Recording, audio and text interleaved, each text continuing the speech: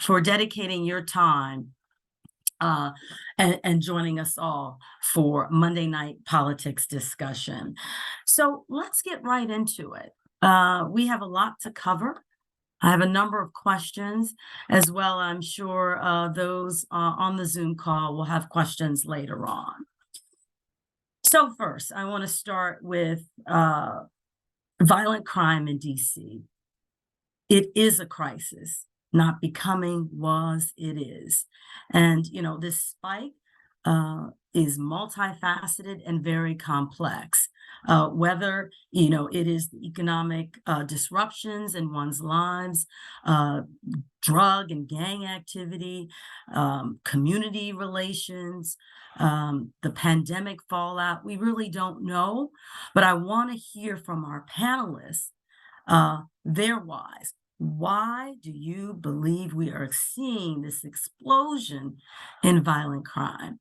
So I'm going to turn to each panel member, and I'll just call your name as I see you on the screen. You know, we have a lot of ground to cover in these opening remarks. If you want to limit, that'd be great, to about 2 minutes. But what is your belief on why we're seeing this explosion? I see first Council Member Brooke Pinto. You have the mic.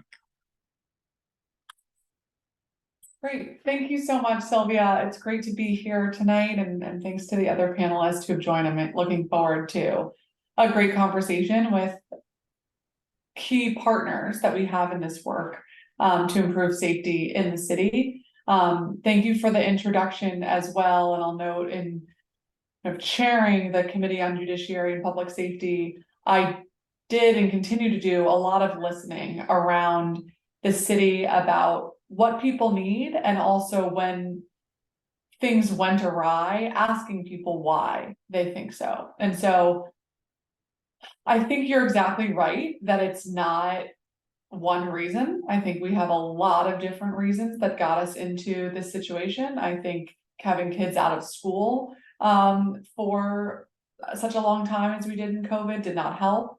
I think there are a lot of unmet mental health needs and supports that our city has. I think the fact that we're not a state and we have a bifurcated criminal justice system between our local and federal partners really undermines our ability to provide robust programming and supports for folks coming home from serving sentences at federal prison, oftentimes losing connections to families and communities because they're serving those sentences so far away. I also think it's our legal environment. We have a judicial system which is down 11 judges on the DC Superior Court. We had a backlog in cases. And I think we had a bail environment, which is a very good thing for most cases, to suggest, hey, if somebody can't pay a ticket, we don't want them in jail for that. That's not a fair system. But that perhaps we went a little bit too far. And thinking about violent crime, for example, we should be empowering our judges to be able to hold somebody for committing a violent crime, not just so we don't have repeat offenders, but the message that also sends in our community. When you've seen somebody commit a violent crime and then you see them the next day back in the street or in your classroom, not only is that not accountability for that person, but it sends a very dangerous message throughout our community that accountability is not taken seriously here. And so I think there are about 100 different reasons that we're in this predicament. But those are some of the primary concerns I have as we think about what we can do as leaders in this city, in this space, to try to fill some of those gaps when it comes to public safety. And the last thing I'll just note, in asking a number of kids who have committed crimes what they think would have helped them. And the two most common answers I get from kids are that their parents need more supports. I've heard a lot of kids say, my parents don't know how to be a parent. And I've also heard a lot of kids tell me that if they had more clear messaging from their friends or social media or music, that it could have helped too. So I'll just put those other thoughts out there that have come directly from some of our kids who've been involved in violence. Okay, thank you so much. Deputy Mayor Pia? Sure. I mean, I agree with Councilmember Pinto. I think you often hear people talking about root causes versus what's going on. I would say this, that the District of Columbia is not unique in that there are root causes of poverty or many of the other issues that we see that lead to crime, right? And so one of the sort of universal truths is gun violence is too high everywhere. And that while you may see reductions in homicide or otherwise in other places, you know, anytime someone's shot, that's an opportunity for there to be a homicide. We're talking about, honestly, a game of inches here. And so one of the things that's just foundational is we have far too many guns in the district and in other places. That's a fact that leads to it. But I will say this, that you know, that one of the very unique things about the district is the environment we find ourselves, right? Like, we talk about some of the strategies that work, focus deterrence, all of this. A lot of that has one person, everyone reports to a governor. We don't have that here, right? So getting everybody on the same page and pulling in the same direction can be challenging. It's not that everyone doesn't have good intentions. It's that there are a lot of different ways people can go in our system in deciding, you know, how they are going to address the issues, right? And that means a judicial system that's federal, a prosecutor that's federal, a juvenile prosecutor that's independent, local, right? All of these different factors. So that is, you know, that could be an extremely unique challenge for the district. And I think you know, I'm kind of a straight shooter type of person that I say this, it's true. The district, we are at the forefront of criminal justice reform. That is a fact. But that means that we didn't necessarily have comparators, and that sometimes when all the decisions over time come together, impacted by social change of a pandemic and a lessened police force, the outcomes are not ones that, you know, that we maybe could have anticipated or want. And so I think, you know, we have the unique challenge of a very complex system that other people don't have, mixed with not having comparators in a policy environment where we do need to make some adjustments. Our young people, particularly, that's a space I worked in for a long time, they see, right, like on the adult side, if someone commits an offense and comes back out, they see them back out. In our juvenile system, all the more is rehabilitative, but that also means that, you know, they're not maybe harsh consequence. And so for our young people, the boundaries are not clear. And they also sort of have an idea about what life is. That is, you know, they have guns. I heard the former DORS director, who I talked to a lot, Clint Lacey, say, we're in a bit of a Lord of the Flies with guns, that our young people are still trying to figure things out. And that leads to some pretty difficult outcomes that you're seeing. So those are some of my thoughts. All right, thank you. Councilmember White. Sylvia, thank you so much for moderating what's an incredibly important discussion, and I want to thank Delta Sigma Theta Sorority Incorporated DC Alumni Chapter for having this conversation, and my partners in this work, the Deputy Mayor, Councilmember Pinto, and many others. We're all trying to figure it out, and we don't always have the same ideas, but we are trying to get to the root of the same issue.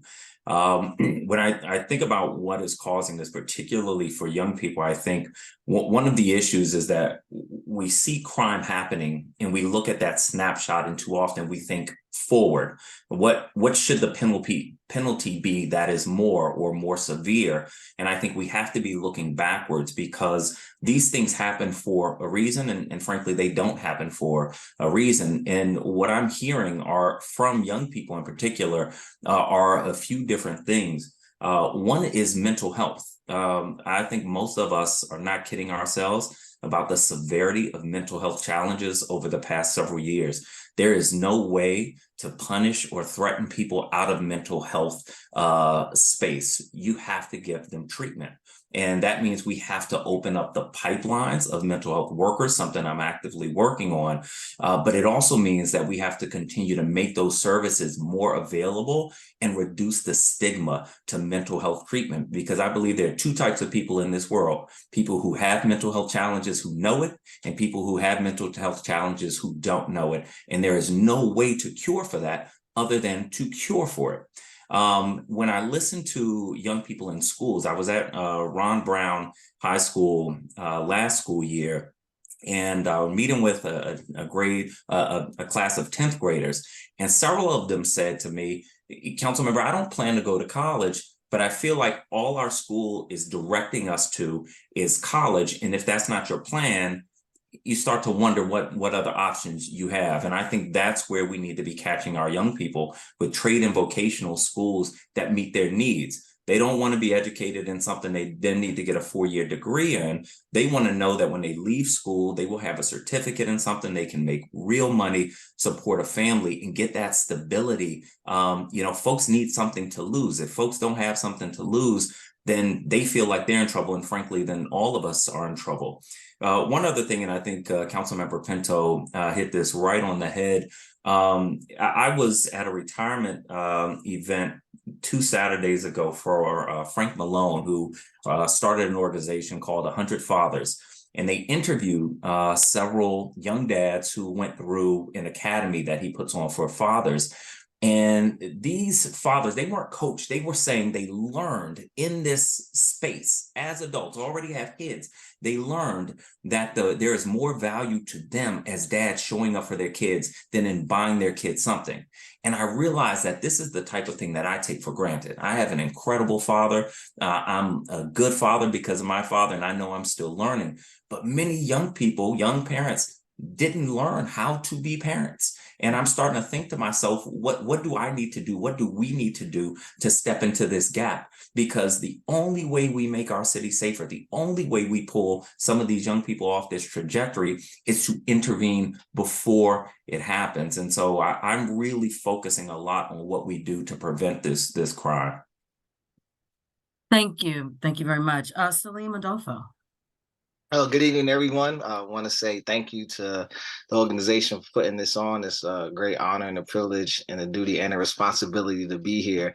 Councilmember Brooke Pinto mentioned something that I think is very important. I grew up during the golden age of hip hop, and it had a profound impact on me that I didn't realize, because it just put things into the atmosphere that were just common at that time. We had groups like X-Clan, Brand Nubian, Queen Latifah.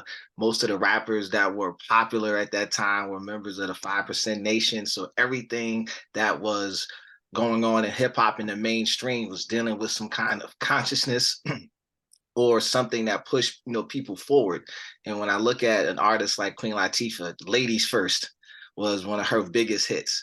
And when I look at some of the music that we have now, I can see the impact and the influence that it has on young people, especially when we don't have adults in their lives to be able to have conversations with them about being able to think critically about some of the music that they're listening to.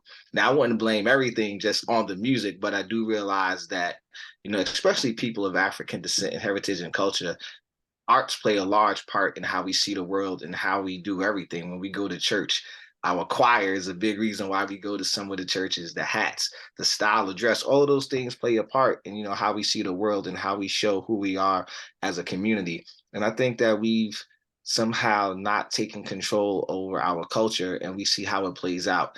And we look at what's on social media. That's a large part of our culture today. I had a young man in my neighborhood that was shot in the leg, and he asked me, did I see the article about it?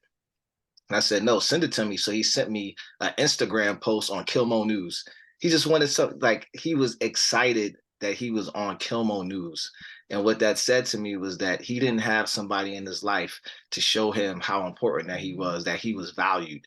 And so we're seeing value in other places other than our family, other than the people in our community. And I think that's coupled with everything else that was already said. I think that's something that is really important to us, is that we got to get our young people to understand that they are valued, and it's not just some of our young people, some of our older people too, who influence the young people, that sometimes when people don't see value in themselves and the beauty that they offer the world, they go to try to find it in a variety of ways. And unfortunately, we live in a world that will give you attention for a lot of wrong things. But oftentimes we're not celebrating the good that people do. We give a lot of attention to the negativity, and understandably so. But I think when we can start to give attention to people for doing great things, then we can see the culture shift. Okay, thank you. Nikita Gilbert. Hi, thank you again for having me. I want to thank the sorority for bringing me on. I don't want to sound like a broken record, but I'm in agreement with a lot of the panelists that went before me. And I do want to add this: there's not enough prevention, and there's not enough resources. Like those who be in the community, like myself, I do hear what they need, and I speak with a lot of youth, and they are aware of the rising crime rates. And if you can see, like you said, the robberies, some of these kids don't have food, some of these kids don't have a place to stay. So when we see that, and when I hear that, I just know that there are a lack of resources out here for them. And if we could get that into our communities, a lot of these things wouldn't be happening. All right, thank you for that. So a couple of prevailing themes that everyone has been speaking about: the parental issues, mental health issues, the lack of intervention programs for our youth, filling those gaps.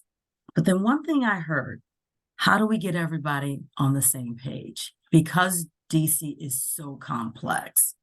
So to the lawmakers, how do we get everybody on the same page as to what should take priority to address this violence? I mean, it's more than the homicides and the robberies. Those are the severe. But when you think about the property thefts, carjackings, shoplifting in our stores, where some people can't even go to those neighborhoods. So how do we get everyone on the same page? This floor is open. Well, I'll jump in there. I'm gonna be honest, we're not getting everybody on the same page. But if we can get enough people, just to open the book, I think, we'll be, going in the right direction. We've been dealing with this issue of violence in our community for a very long time. I mean, Cain killed his own brother, right?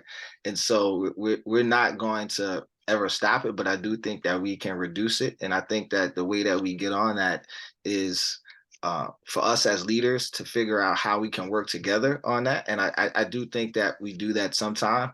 If we go into a room and it's 10 things that we disagree with, but it's one thing that we do agree with, then let's focus on that one, and then we can come back to the others. I look at us as leaders and say that we have to be that example for the folks in our community. And I think that the folks, especially at the council level, have the ability to work with the executive office and make sure that the funding is there for organizations such as this to be on the ground and do the programming that you all do. So having these kinds of conversations to set the climate and to get the thoughts going and generating. And then when you have your programming, your mentorship for young girls, as an example, make sure that you get the funding that you need, to do that work. And I think that's the role of many of us, in this space. Anyone else? I just think that if we, to get everyone on the same page, we have to know that it's all inclusive, including community. Community is a big part of this.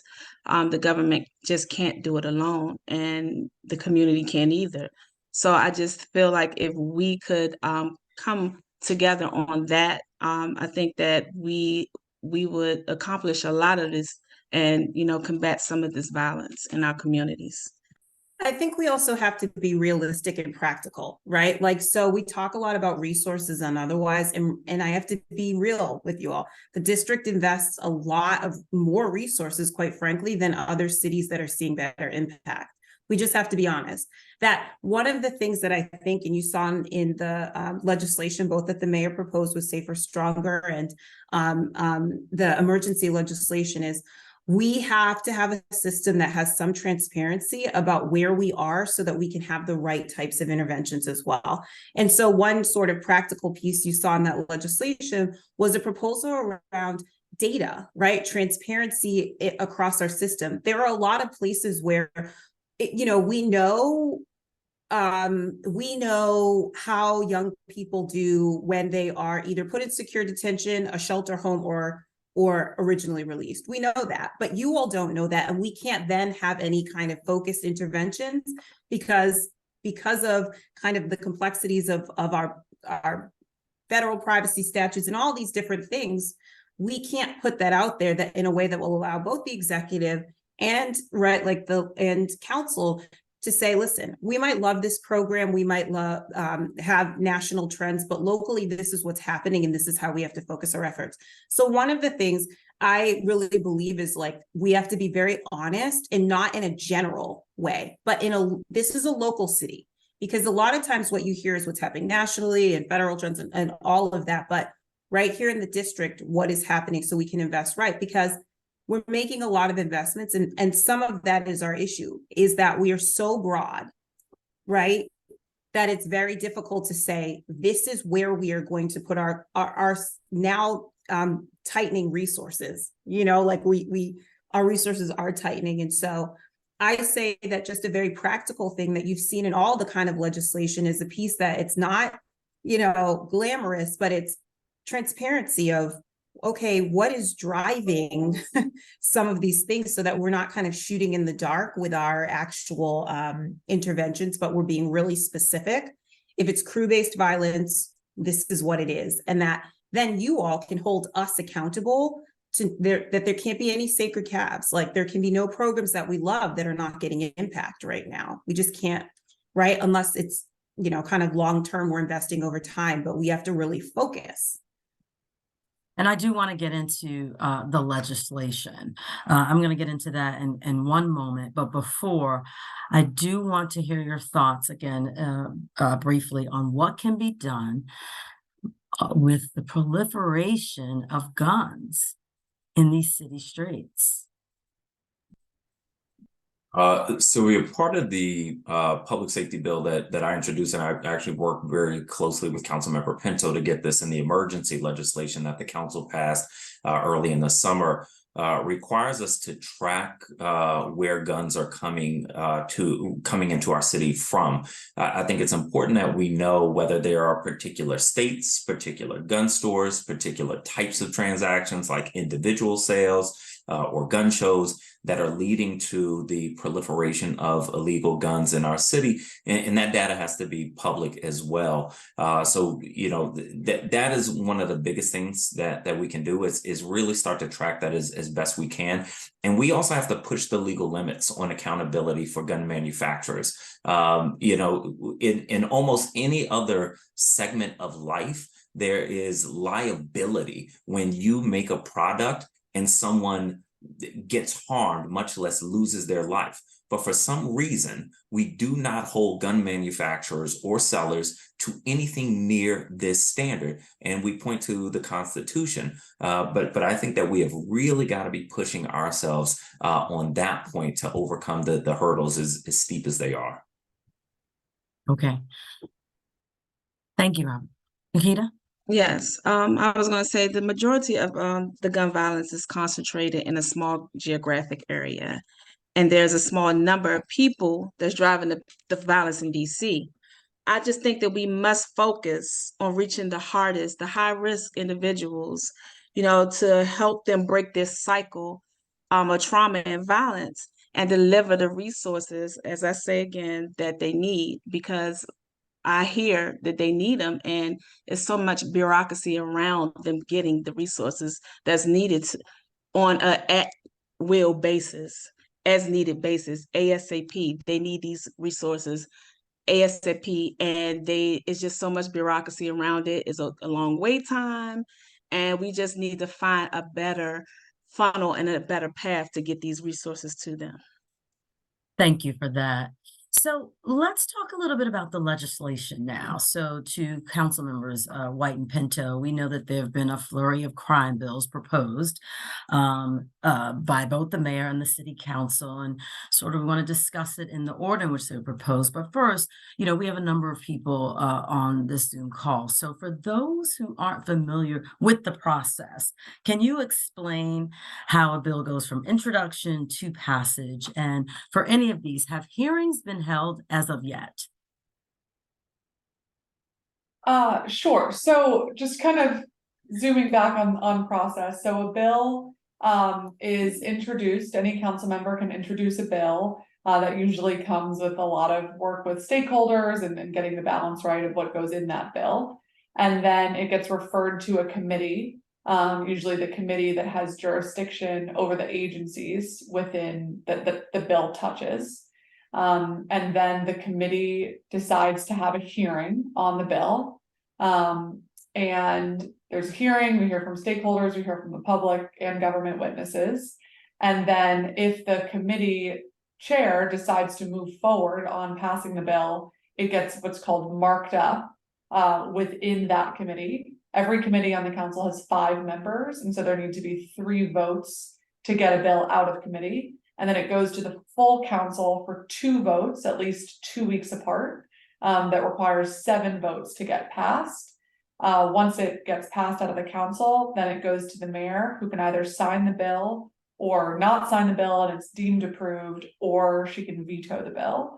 After, assuming the mayor signs it, it goes to Congress for a 30-day review usually, but it's a 60-day review for criminal law changes.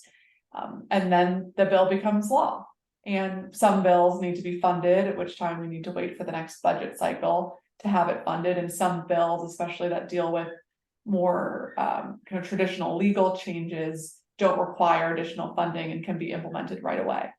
That's different from our process for passing emergency legislation, which can only be passed if there's no cost, and that requires a vote of 9 council members to pass something, and it goes into effect right away. And so I can let the deputy mayor later speak more detailed to the mayor's proposal on Safer Stronger, but what happened this summer, and I think this goes back to Sylvia, to your point about how we work together and kind of how I see my role as chairing this committee, is the mayor introduced a package, Safer Stronger legislation, that had a lot of, I think, important ideas to move the city forward and to have additional accountability. The deputy mayor talked about transparency and accountability. This is really important, and we're going to start to see this starting December 1st of information sharing between the agencies, so we can all, public safety leaders in the city and every member of the public, be on the same page about what is working, what is not working. Around that time, I also introduced a bill called the Accountability and Victims' Rights Bill that dealt with other things like creating offenses for strangulation and endangerment with a firearm, and making sure that our prosecutors had the tools they needed to successfully bring cases, especially against our most violent cases, and also to protect victims of sexual assault, which we're seeing more and more of in the city. Councilmember White had some really great ideas about firearm tracking, which he just spoke about. And so what we did was put together an emergency package that combined what I thought were the measures that absolutely could not wait until the fall to be passed, which were many items from the Mayor's Safer Stronger bill, many items from my Accountability and Victims' Rights bill, ideas from Councilmember White with firearm tracking, ideas from other colleagues around shooting reviews and things to make sure that we're being collaborative. And so that passed the council 12-1 in July, which means that it took effect right away. And we were already able to see some of the impact of those effects immediately. And so as we think about permanent interventions, which I'm happy to get into, but that might be later, it's important to look at what we already know has worked and build upon it, which is one of the benefits of passing emergency legislation like this. Okay, so I'm going to shift since you bring up the emergency legislation. So why is it in effect for, you know, this 90-day increments? And, you know, talk a little bit about how this reduced crimes. And then for anyone, do you think it is reducing? I mean, is it helping, this emergency legislation? So I can give you the data, right? Like one of the things that we have to do, like in that we're trying to be, you know, we work closely on my side with Councilmember Pinto, right? Right, because we have to be pragmatic right now. And so we have to look at the data. And so when we introduced, or the mayor introduced the Act Now amendment 2 weeks ago, we pulled the data up from comparing the period before the summer emergency to the period after, an equivalent period. And we saw an 8% reduction in violent crime, a 9% reduction in assault with dangerous weapons, a 10% reduction in robberies, a 10% reduction in burglary, a 2% reduction in theft from auto, 10% reduction in motor vehicle theft. And so when you are in a place where you've been like this, like we track this every which way that you can imagine, that those are significant to us, right? Like that indicates that, you know, between strategies that Chief Smith and MPD and our partners have put in place in legislation, that we've seen reductions, which helps us to sort of calibrate when you're seeing additional proposals, because, you know, certainly one of the things that we want is we have to be reducing crime. And so we know the numbers are high, but when we're looking at how we were doing prior to the legislation to the period post legislation, we are seeing reductions in both violent crime and in property crime. So that's the data, that's the numbers. So Deputy Mayor Pio, while you have the floor, so I am going to ask then, what is the status of the Mayor's Safer Stronger Amendment? Sure. So we had, we're grateful to Councilmember Pinto for holding a hearing back in, I think it was June, end of June. And so certainly we want to see the move towards a permanent bill, and we're working, you know, there's a host of bills right now in the space. And so, you know, working together with Councilmember Pinto on, you know, we want to see these proposals move forward. There were a number, as she mentioned, that and I don't think everyone knows. I'm sorry, I don't think everyone knows what the proposals and specifically what amendments are including in that legislation. Yeah, so we can post to where everyone can see everything we've done this year, from summits to one-pagers are at together.dc.gov/Safer Stronger, because we want everybody to know what all of these things are. One-pagers, introductions, the bills themselves, charts comparing all of that. But there were a number of proposals. One, we made proposals around enhancing penalties for crimes that were targeting vulnerable residents, those with physical or mental impairments, because we'd actually seen some shootings against people in wheelchairs, senior adults. And then for transit, those in transit, we had unfortunately had incidents on buses. And then, of course, unfortunately, the shooting at the Potomac Avenue Metro. We increased penalty for certain types of legal gun possession, including, you know, something that we're seeing where people are using Glock switches to turn guns into fully automatic weapons. The MPD just recently arrested a 17-year-old who was manufacturing these in his house that would make guns fully automatic. There was a proposal there. Free trial detention, provisions around both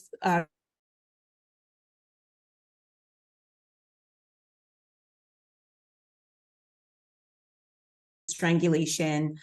There were some places where we were certainly aligned there. Around some sexual offenses and collecting DNA earlier to help us close more cases. And then, you know, a couple where it's really, where you heard us say for the CJCCR Criminal Justice Coordinating Council to report on more data on process and outcomes across our system, both federally and locally, so we can really see what's going on, or for you all to see and hold everybody accountable for what's happening. And then a practical one of our private security camera rebate program, which you know, needed a refresh so that people who had previously been able to utilize those resources can update now, because that's a really helpful tool for us in closing cases. So, and then, you know, a couple of other pieces, but those are kind of the bigs. And so Some of those were incorporated into the summer emergency around data sharing. Gun provisions were built upon pretrial release, both for rebuttable presumption on pretrial holds for juveniles and adults. But we'd like to see, us have discussions on all of these, because we think what we're trying to do is propose solutions or legislative and policy solutions for what we're seeing, right? Right. Okay. Do any other panelists have any comments on this proposed legislation? Well, I thought that some of the legislation was good, and I'm glad that it was introduced, but I will tell you that we're not going to completely legislate our way out of this. I think that what we're looking at are, a shift in behavior. We're looking at parents, who are suffering through, the drug and crack epidemic in the 80s. And then they had children during that time frame. Some of those children suffered a variety of different types of abuse, whether it might have been abandonment. Some people were sold for drugs, and they had children. And then they reared their children with the lack of support that they had. And now we're seeing that there were some people who were able to break through, but now we're looking at the grandchildren of the crack era. And we're seeing the intergenerational trauma that's happened with, as Councilmember White stated earlier, with very few people getting the mental health resources that they needed to overcome that. Coupled with TikTok videos on how to steal a car, coupled with a shift in how our music is, right? So all of these things happening at the same time. And it's going to be incumbent upon us, who are of age to mentor some young people. It's going to be incumbent of us to think about how do we carry ourselves in the public space, because a lot of times children watch what we do. The children aren't different. It's us, right? They pick this stuff up from us. They're going to be what they see. So yes, we have to do our part as leaders to make sure that the institutions get the resources that they need. But I think that in our everyday daily lives, we're going to have to shift our behaviors and culture as well. Thank you. Nikita? Yeah, so I'd like to add something as well. While this and the other legislation might help around the edges, these are still like Band-Aids. I just think that the city needs a comprehensive, coordinated, strategic plan for violence reduction that includes prevention and intervention. And that's going to include a role for the community. I keep saying it over and over again that if we're going to get this done, it has to be a collective effort, and it has to be government and community as well. So do you feel as though as a community engaged in someone that really is on the ground engaging, do you feel that you are not included, aren't asked? I mean, various stakeholders, I mean, we just heard Councilmember Pinto say how, bills are introduced, various stakeholders have input. So are you saying, do you believe that at times there is not enough community involvement? Yes, I am saying that. We have seats at the table, but I think that we need a little more. I think there needs to be a little more direction as it relates to the community, because we are in the community with our feet on the ground, so we know what we're hearing and what the people are needing. But I can say that there has been efforts and great efforts to get this done. But I just would like to see it done a little more in that aspect. Well, earlier, Councilmember White, I saw you come off mute. I didn't know if you wanted to respond to that. Just briefly, if I can, because I think Nikita makes an incredible point that we have got to get better at figuring out. What I see, and no doubt others see it as well, there are a lot of programs in our community now that are working, because there are people on the ground who have lived experience, who knows what the people around them need, and are working to meet that need. And they are usually doing that without the resources of the government. And the government is putting a lot of resources on the streets that I think is doing some good, but not to the amount of money that we are spending. This isn't an easy thing to figure out, because I meet 3 people a week who tell me they are the one with the answer, with the golden key, and we've got to figure it out. Everybody isn't the only one with the answer. They believe everybody who has a contract doesn't get it, and they're the ones who does get it. But there is some truth, though, that there are programs happening in our community. And I think we have to get better at figuring out how we do proof of concept, allow people to show their work and get the support they need to build that. But I also believe that no matter what we do on the other end of crime in terms of penalties, so long as we have a 911 system where so many calls are going unanswered, people are hanging up, first responders are being sent to the wrong place, the vast majority of people arrested by MPD are not being prosecuted, and the Department of Forensic Sciences is struggling and understaffed, there is nothing you can put on top of that that's going to make the system work. Those building blocks of a public safety ecosystem, those have to work. And so it's not sexy to focus there, but the reason I focus my legislation there is because I know that it doesn't matter what else you do or try to do. If the foundation isn't more solid than it is now, everything is going to slip through the cracks. So we'll just put, more money into the same system. So I want to respond to that as the person who's responsible for a lot of those things, right? So we say those type of things, but we often say in us that's an ecosystem, that all of it must be working together. And so people kind of say, well, these are around the edges, this. I agree. Every year, the Office of Unified Communications, we have the 4th busiest 911 system in the country, 1.8 million 911 calls answered last year. Absolutely, we're going to do everything possible to make sure every time someone calls, the call is answered, right? DFS, you raised, right? We're working. They've reapplied for reaccreditation. All of these things all have to work together. People say community isn't involved enough.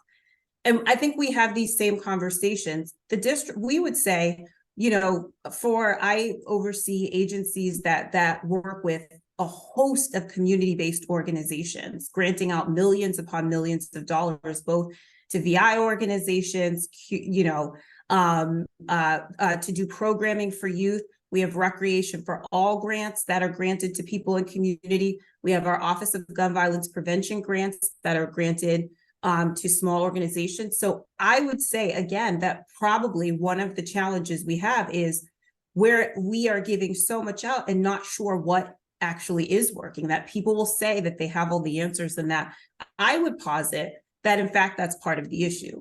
That what we have to do is get back to stripping back into the basics of what we know that work. Accountability is incredibly important. Young people suffered during the pandemic with a lack of boundaries and understanding what's appropriate, but multiple carjackings isn't, right? We built a rehabilitative system for a reason. Maybe we need to look, are young people getting what they need? There's a lot of questions about parents' involvement, and we talk a lot about the government, but children belong to families and communities. Where are churches? Where are our foundational things that certainly in the African-American community long made us strong? They've been weakened, right? So there is a role for everybody here.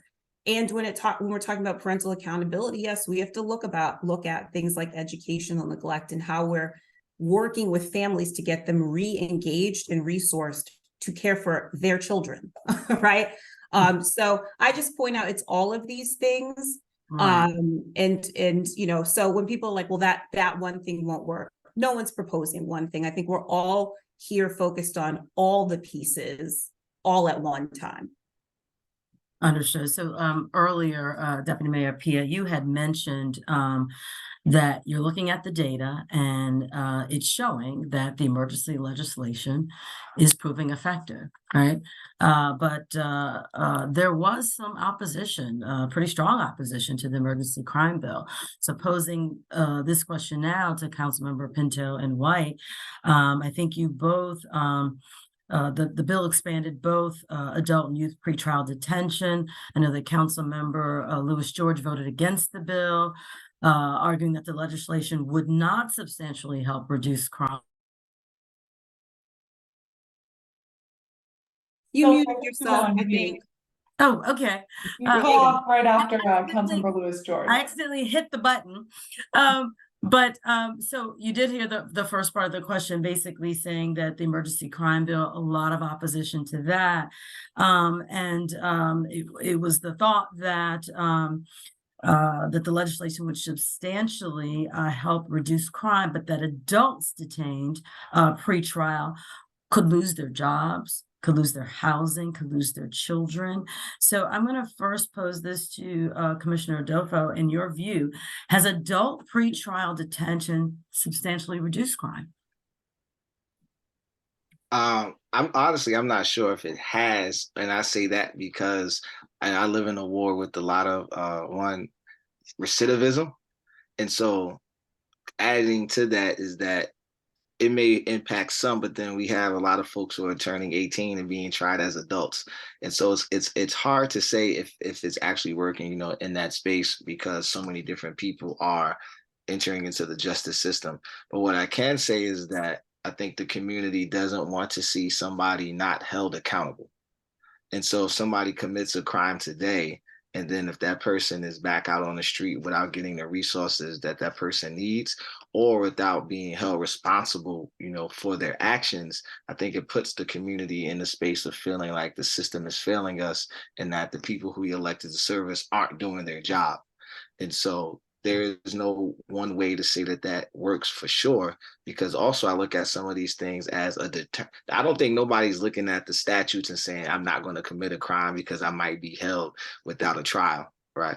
And so I think we have to look at all of those things, because it's a very multi-layered and complex issue. But I would say that many of the folks that I talk to, whether it's communicating with them via social media, the ANC meetings, or just in the barbershop having conversations, people do want to see the people who commit harm to other residents be held accountable. They don't want to see them back out on the streets before something else can happen. Thank you for that. So really the floor is open to anyone. What has been the impact of adult pretrial detention? So let me just jump in, and Sylvia, I want to just briefly comment on the previous discussion about government and community. Sure. We absolutely agree it has to be both, but I want to just give one example of how this is complicated. Last week, I held a hearing on the city's violence reduction programs. We had dozens and dozens of folks testify from the public. Deputy Mayor Pio is there, the city administrator, someone from the Office of Attorney General. And we heard from about half of the members of the public saying, we need more oversight, we need more accountability for these programs, we need to know how they're working, how they're coordinating together. And then from half of the people saying, we need to get more resources into the hands of the community on the ground. Those two things are both important and both true and both hard to do at the same time, because one relies on the benefit and the scale of government and the bureaucracy that comes with that, and one relies on specific community groups doing important work on the ground that's not necessarily able to be scaled at a citywide level so quickly. And so with our committee, we tried to get the balance right of both of those things in terms of funding and supporting the Office of Neighborhood Safety and Engagement and the Office of the Attorney General, but also providing specific grants to groups like Parent Watch and Yay Me, and others to do the specific work that they're doing on a smaller scale, but a really important, impactful one. And so I think we can do both, but we can't do both of them at the same time. And so that's one of the kind of push and pulls when it comes to government and community with our violence prevention programs that are continue to be important. In terms of the impact, I mean, the deputy mayor talked about some of the numbers we've seen. Of course, it's always hard to look at crime that didn't happen and point to one single reason. There's a lot of interventions going on throughout the city to try to address this. But I do think changing the presumption of pretrial detention has helped. There are a couple of cases that I was just speaking with the U.S. Attorney's Office about for homicides, where the suspect would not have been able to be held pre-trial but for this emergency. We've seen reductions in violent crime and carjackings and things that are really plaguing our communities at way too high levels still. But as we just look at the time period right after the legislation passed and right before, it gives us some hope. And I also hear anecdotally in community of people saying, okay, we're hearing people are starting to realize that these cases are going to be taken a little bit more seriously. I better think about it. I think Commissioner Adolfo is right that people probably aren't reading every particular statute and thinking, okay, is this 30 days or 60 days or 5 years or 6 years? But I do think the general sentiment of if you commit a crime of violence in our city, the presumption that you're going to be held pre-trial, it can be rebutted. It can be rebutted if the defense and the judge determine that the individual is not a flight risk and that the safety to the community can be maintained. It can be rebutted, which I think is fair. But the presumption to be held after you have harmed our community in one of the most egregious ways you can with a crime of violence, I think is both in the data that we're seeing and in the anecdotes we're hearing making the statement. Okay. So, you know, the question of how the justice system should treat kids and teenagers who are accused of committing, you know, these heinous and violent crimes is pretty controversial in DC. So, you know, I would like someone to really explain what it says. And do you think detaining kids accused, you know, of these crimes kind of actually makes those other children say, I don't want to commit this. I don't want to do this. I'm not going down that path. The floor is open. I think in the situation we're in the city right now, I don't think anyone can afford to be an ideologue. We have to listen to each other with the emergency bill that we pass and with future legislation that we pass. I have to imagine I'm not going to agree with every provision, but I think this is a time where we have to be working together and listening to each other. We also have to be mindful about what we do in times of crisis. I think folks would have a hard time going to the YSC where juveniles are held and leaving with the belief that many of those young people are going to be better off after that experience than they were before. And so there is one issue that we have to look at, which is deterrence. And we have to make sure that there is an expectation that if you commit a crime, especially a violent crime, that there are going to be consequences and that is going to be consistent. We also have to be knowledgeable about what happens. Do we make young people worse by the way that we detain them? And in some ways, I think we do. And so it is not an easy equation. I say all this to say we've got to make sure that even in reacting to crime, we don't neglect to really look at these in a very detailed way and make decisions based on the facts. And as the deputy mayor said, on the data in front of us. So I would say this, it's very important, right? Like, and I obviously feel like a certain way about DWRS because I was there for almost a decade, that, one of the things that I said, and I really feel this way, is we cannot rehabilitate children who are not alive. And right now, every year we're going up.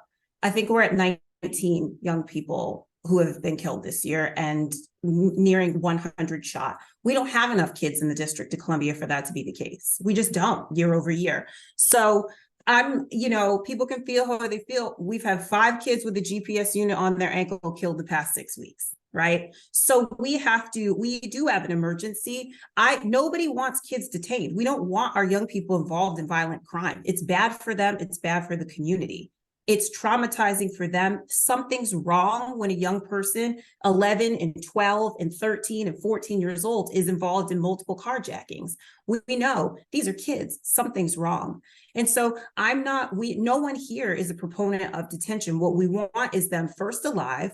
We want, what's causing a lot of fear in our city? That kids are erratic. So carjackings, where you see multiple kids going up to people's cars day and night and things like that, is bad for everybody. It's dangerous for them and others. So we do have to recognize that, like, there's a systemic issue with kids that's going to take health and human services and education and everybody. But right now, like, we got to keep them alive, and we also can't have them terrorizing other people. The YSC is not an ideal place. It is a juvenile detention facility. But our data that you all can't see, right, lets us know that kids who are securely detained for that's their first placement versus a shelter home or a home placement right now, their recidivism rates are lower than the alternatives. That's what's happening in our city versus generally if kids find themselves in the larger juvenile detention or DYRS, which is commitment. So that's what I would say is that nobody here wants kids detained. We don't want kids involved in crime, right? But where we are right now is we have too many kids. You can look at the MPD press releases. It's rarely one. It's like 9, 10. They've committed 6 carjackings. So that's what I would say is that it maybe there's no group more where we literally, it's got to be health and human services, education, and public safety and justice all working together. But you know, how we respond in a crisis, you know, we all can agree we want our kids to live so that we can help them to, you know, rehabilitate. Understandable. So Deputy Mayor Pio, when are you going to let the public see the data? So that is what Councilmember Pinto was mentioning. December 1st is when CJCC will start publishing all of this data. Okay, all right. And to Councilmember Pinto, in September, you proposed the Secure DC Act. Can you tell us a little about this legislation and how it differs from Mayor Bowser's Safer, Stronger Amendment Act? And then I have something to ask for your legislation proposal to Congresswoman White. But I would ask if any of you have anyone from your team on the Zoom call, if you're able to drop in the chat a link to the legislation so that those who want to get more familiar with it, they can. Absolutely. Thank you so much. And Evan Maroff, who's our committee director, is here. And I'll ask you, Evan, if you wouldn't mind putting in maybe the press release and the one pager for Secure DC. So Secure DC is not one act. It's not one piece of legislation. It is an agenda. I announced it the first day of the legislative session. And as we talked about at the outset of this call, there are about 100 different things that got us into this situation as a city where we're seeing the rates of violence that we are. And similarly, there are going to be about 100 different things that get us out of it. This legislation and this plan does not solve all of the inequities and challenges that we have in our city that do lead to circumstances of crime and violence, but it stays very focused on the measures that we have jurisdiction over within the Judiciary Committee for very strategic procedural reasons so that we could keep moving forward this agenda and plan expeditiously. And so without going through all 100 of the different interventions, there are 3 main categories. The first is around crime prevention and ending cycles of violence. These are things like a new safe commercial corridor pilot that will be run out of Deputy Mayor Pia's office so that our commercial corridors can have access to grants to keep them safe. And this is going to look different in every commercial corridor. Some commercial corridors want more lights. Great. Some want more patrols on the street. Great. One business improvement district said, you know, really, we want a truck that just rotates between 2 a.m. and 6 a.m. with headlights on it so that we can prevent the smash and grabs. Great. It's meant to get funds to the community where they need them. It opens up our schools on nights and weekends by providing security and custodian support. So our kids and families have places to recreate. Many of our schools are closed on nights and weekends due to security concerns.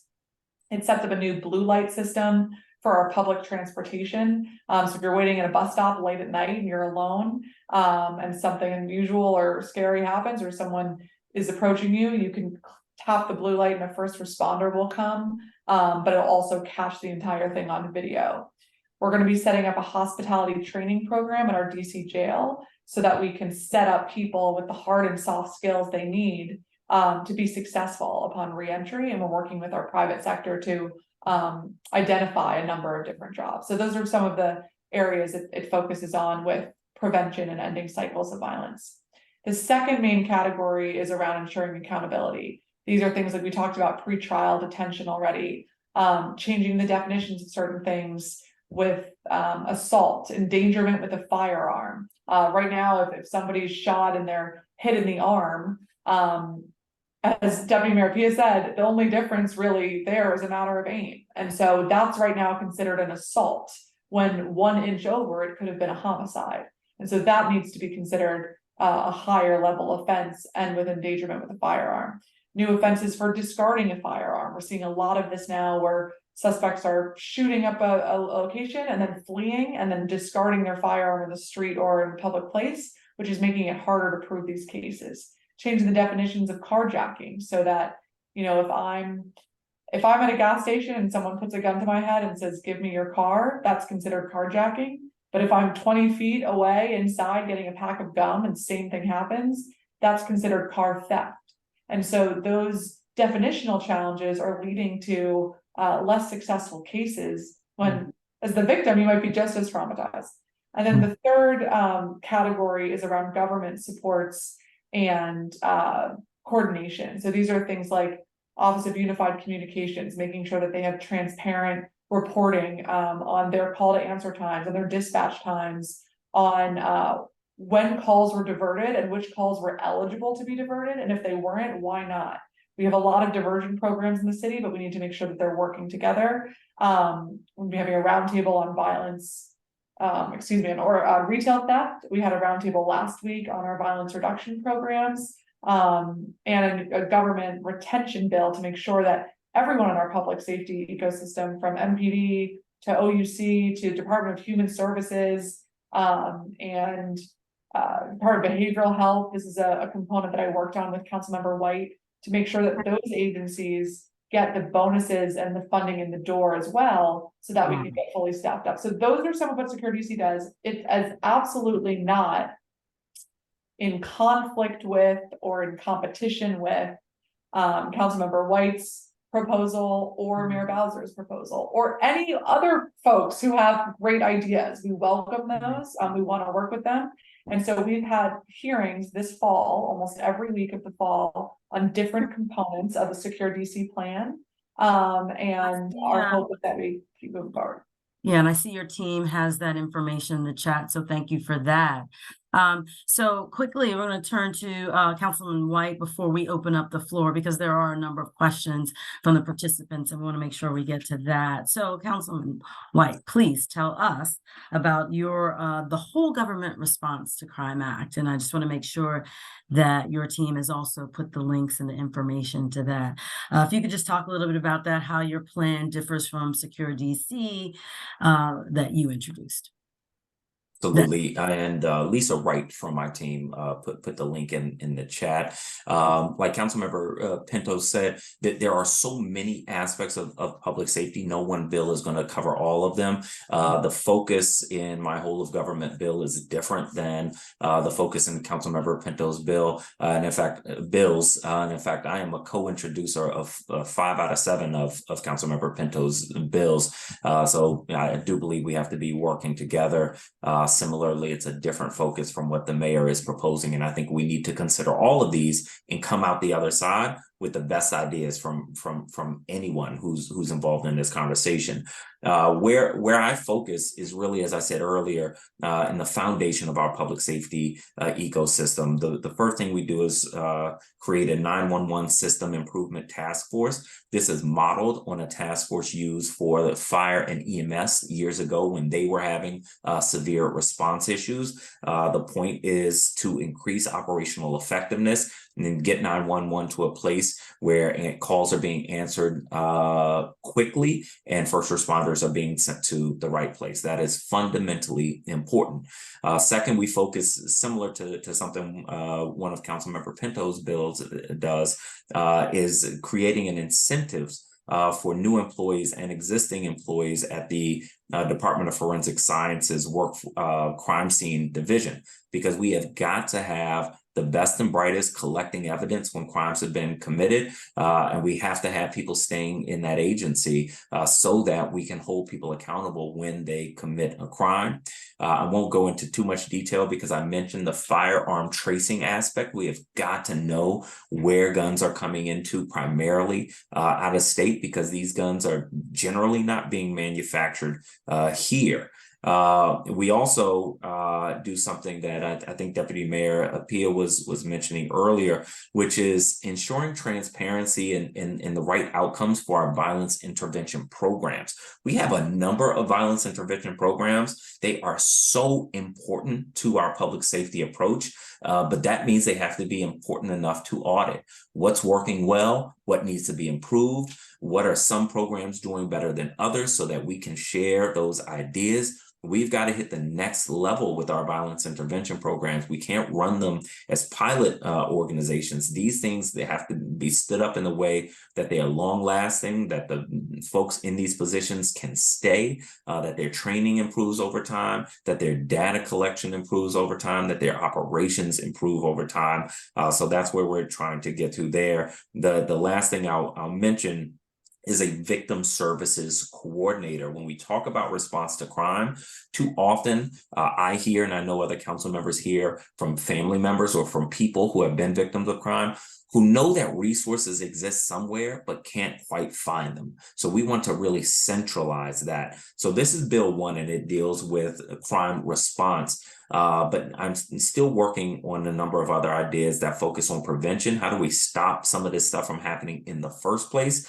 And then recovery, because while this level of crime is new to some communities in DC, it is not new to others. And we have a lot of work to do to help these communities recover from crime that they have been seeing for many of them decades now.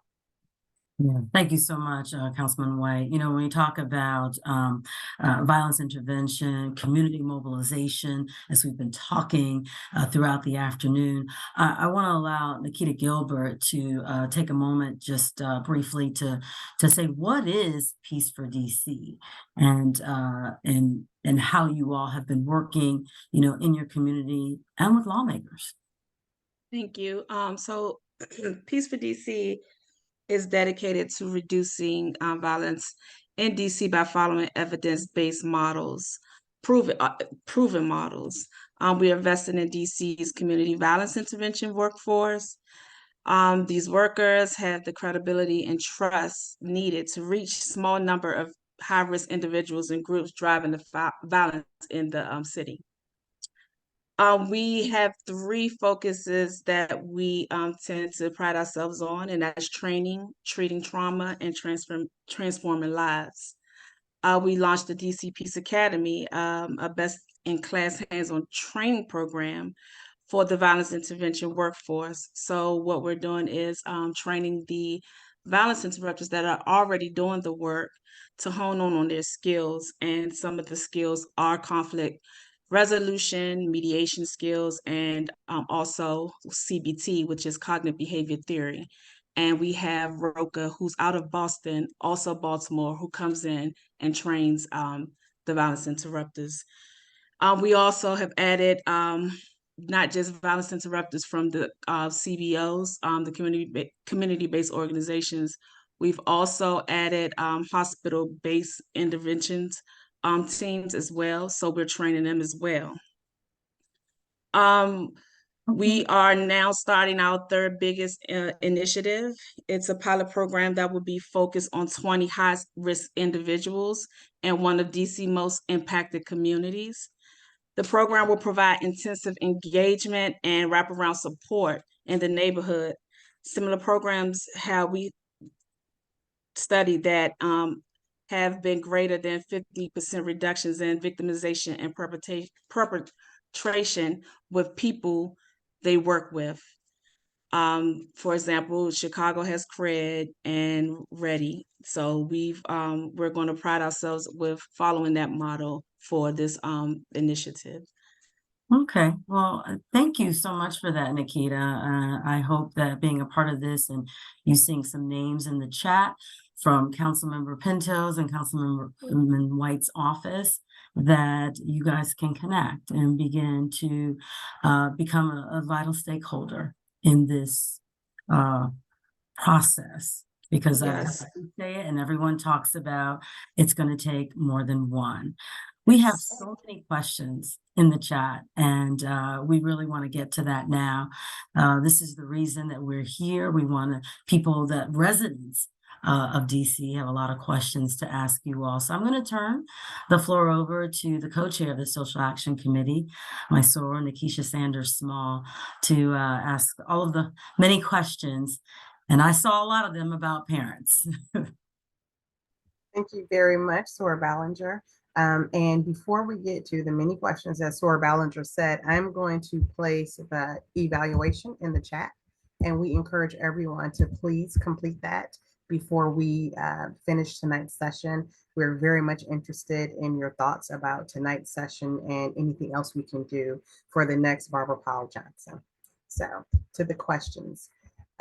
We did get many questions regarding parent accountability, specifically regarding juvenile offenders, and if there is currently any way to hold parents accountable for the acts of juveniles. And if not, can you please discuss, are there any thoughts about making some changes so that parents are held accountable?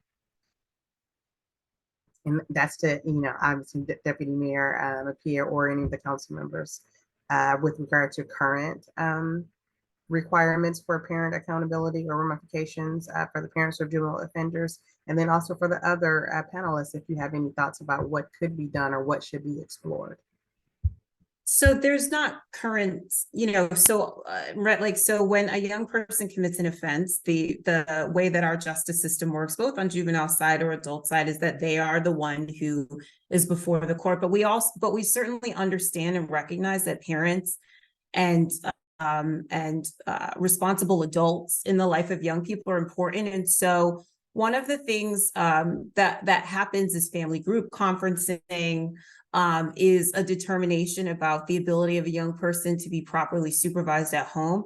I think that there is some work to be done on some of the tools that we've retired a bit. On the sort of truancy side, which is a huge precursor to juvenile justice system involvement, there is an opportunity for parents to there to be participation orders for parents to really participate in that process of getting their young person back to school. I think that's a tool that we need to utilize more. CFSA has the ability to also sort of intervene in educational neglect, but our goal isn't to pull people into the neglect system, right? We do want to empower parents. So I would say that there are limited tools when it comes to accountability, but there's certainly a recognition. Once young people are committed, parent and family engagement is like one of the components of a young person's success plan, because we know they're going home to a family and a community. So really working on the underlying issues is a part of the work that DWRS does, but that's obviously once kids get committed. So there's definitely space and some work to be done in thinking about how we can empower families to be involved and to be responsible for their young people who, at times are out at times we don't want them to be or otherwise. Thank you so much for that response, Deputy Mayor. As clarification, I think some of the attendees were referring to potential criminal accountability or even civil accountability, which I'm not sure what that would be as helpful, but these are the thoughts of residents right now. I understand that. I think what I would say is this, that a lot of our parents are overwhelmed and that, they're not wanting their children to be involved in criminal activity. There are some where we know that there are they come from long lines of folks who might be involved in the system. And even that, there's reasons for that.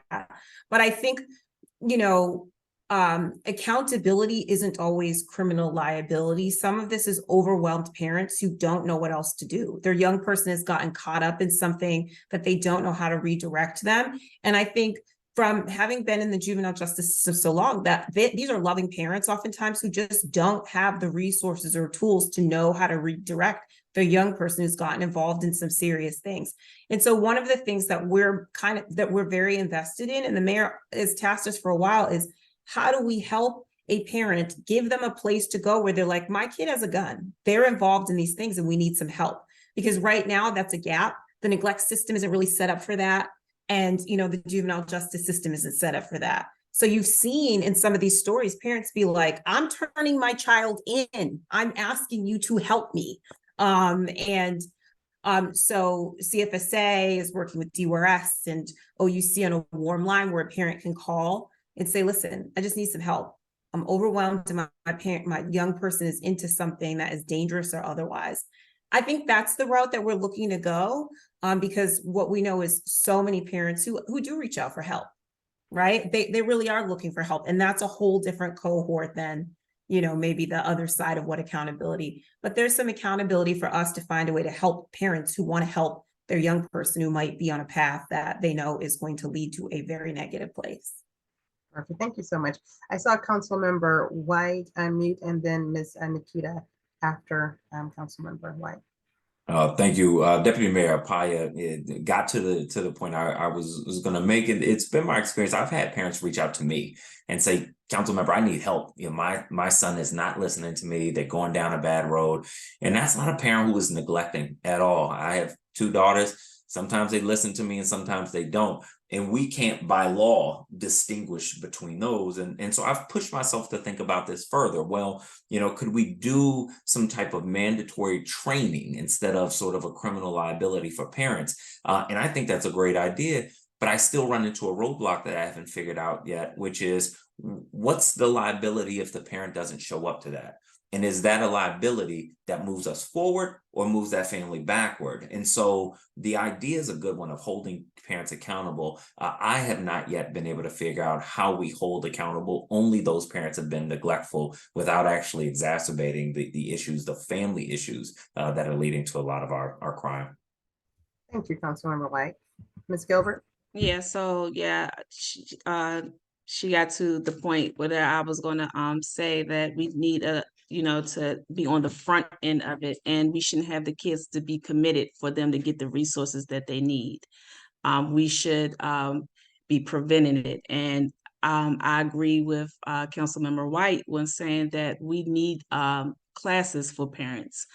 Some parents do not know how to be parents, and I feel like that if we had those types of classes and resources for them, then we could help them throughout the community. Thank you much. There's another related question regarding parents, and that is, are parents currently required to attend court with their child who's a juvenile offender? So I can see the answer is no. Okay, great, thank you.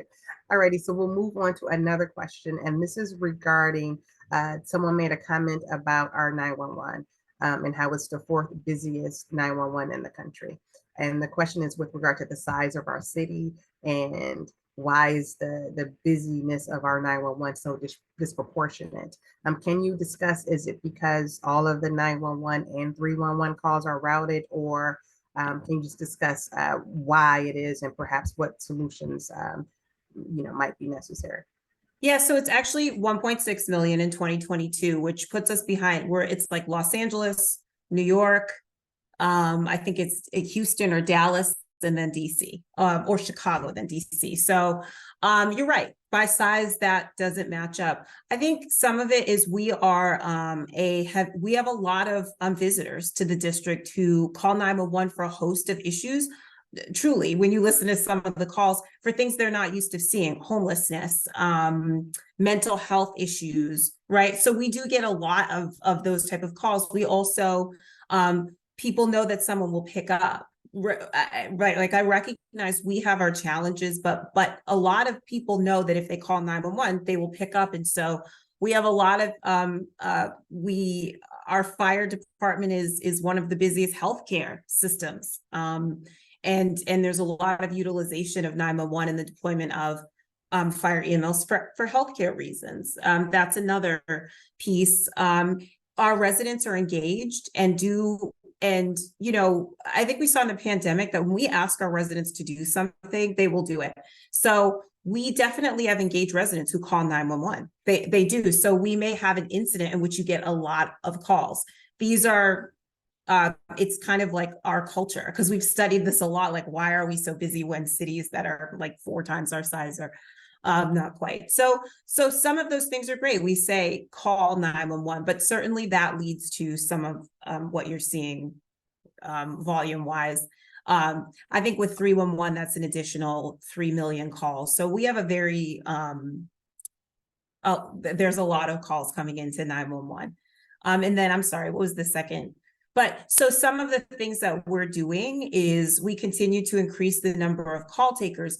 We also have a lot of diversion programs, but so this is where it's like good and bad, because it adds to the complexity for a call taker to have to determine, should this go to nurse triage? Should this go to DBH? Should this go here?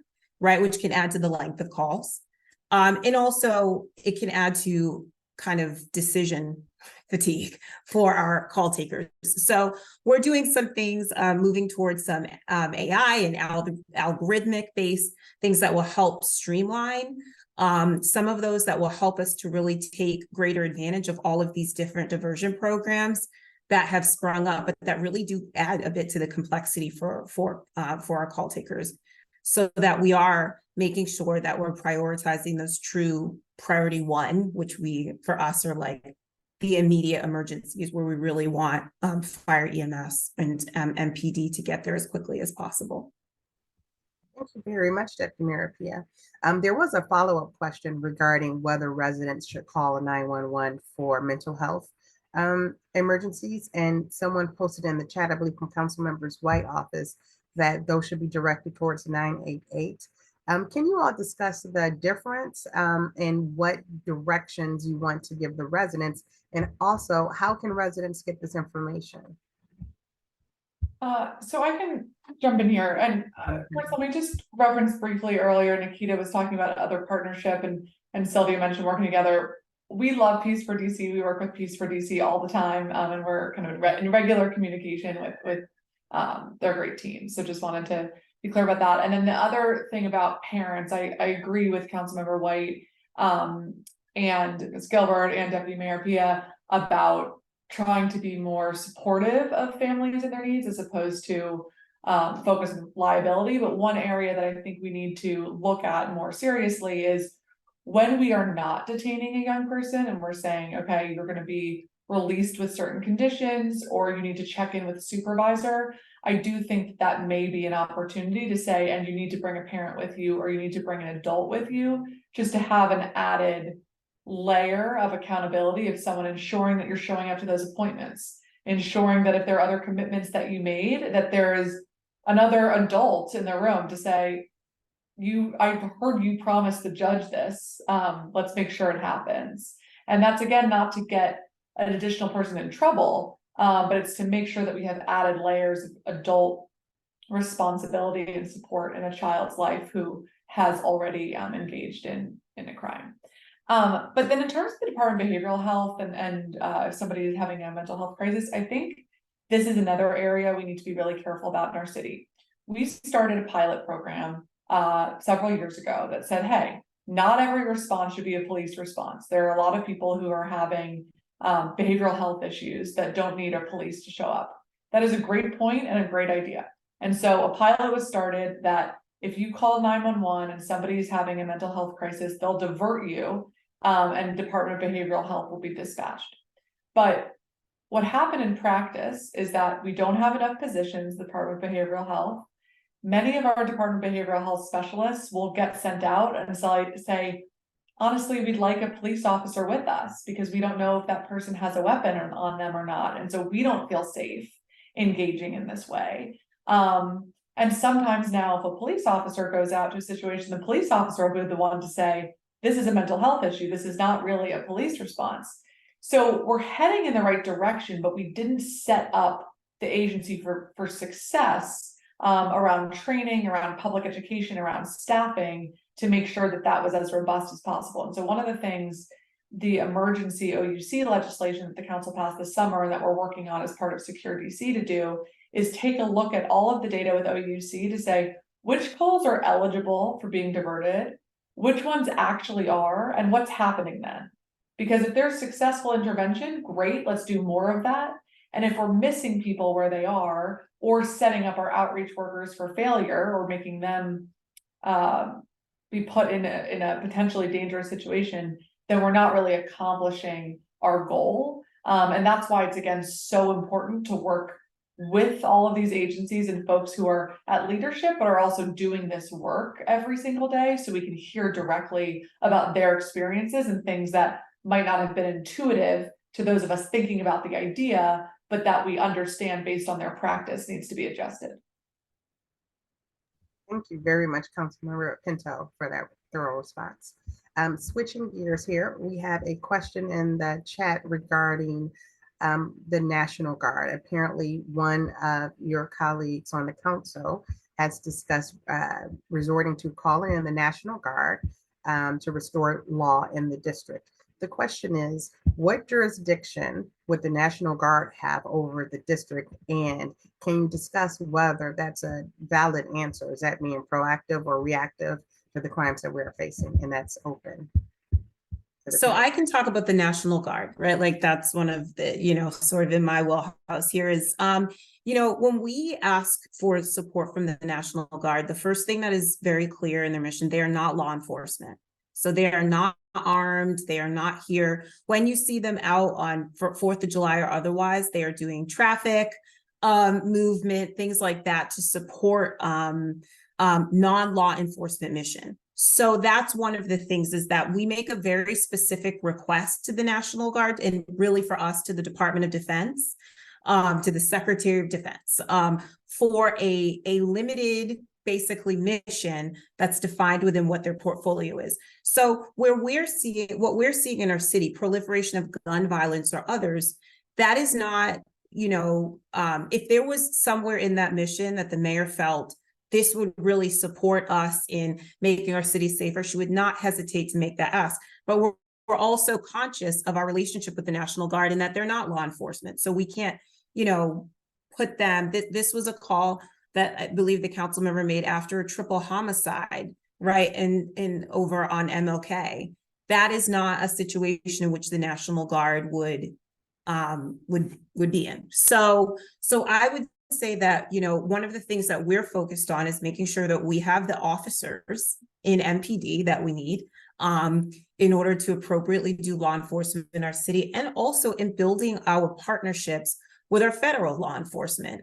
At that unfortunate triple homicide that I was there, our partners in ATF came and helped support.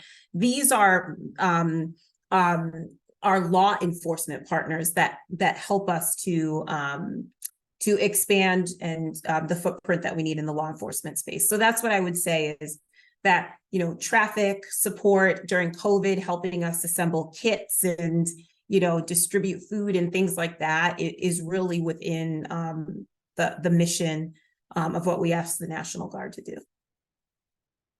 Thank you very much. And at this point, I think most of the questions have been answered in the chat, and I'm going to turn it back over to our wonderful moderator, my SOAR, Sylvia Ballinger. You're on mute, SOAR. Didn't get off quick enough. Thank you so much for that. I appreciate those kind words. So, and to the panelists, just really, thank you for your insight and thank you for being forthright. You have shared a lot of information, so I really appreciate you adding the background in the chat so we as residents can be familiar and know what is happening and find out and learn about how we can get involved. I think, one of the resounding themes has been working together to fill the gaps, right? Whether it's church, whether it's schools, social services, including law enforcement. So I really look forward to seeing the data to, sort of tell us what the impacts of these programs are and how you all can better target these interventions. But I think we can all agree that prevention and early intervention are probably going to be very successful, more successful than, other punitive measures alone in reducing the juvenile delinquency that we're seeing and hopefully improving outcomes amongst young people. So we've got a lot of work to do collectively.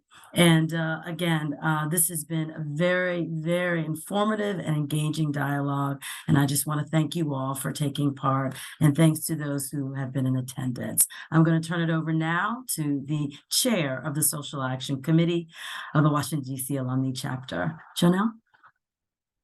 Thank you so much, Sylvia. Wow, I don't even know where to begin. I echo everything you said about this conversation tonight. We know that conversations can lead to impact, and I'm so grateful that each and every one of you came and delivered tonight, gave us your perspective, talked about the legislation, what we need to do collectively as organizations, as elected officials.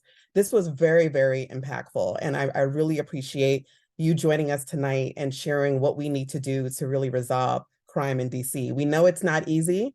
We know that it's not just a one-time, one-off conversation, that this is going to be many conversation, but also lots of, feet on the ground, lots of collective spirit. And we as an organization want to be part of that process. And we know that everything is in progress right now, but we are willing to do the work. We appreciate the work that you've done to help keep our city safer. And we promise to do the same as well, too, by implementing the programs that we have and hosting events like the one we have tonight. So thank you to each and every one of you for being part of this conversation. Thank you for taking a few hours out of your night. We know that you're busy, and to be part of this conversation again.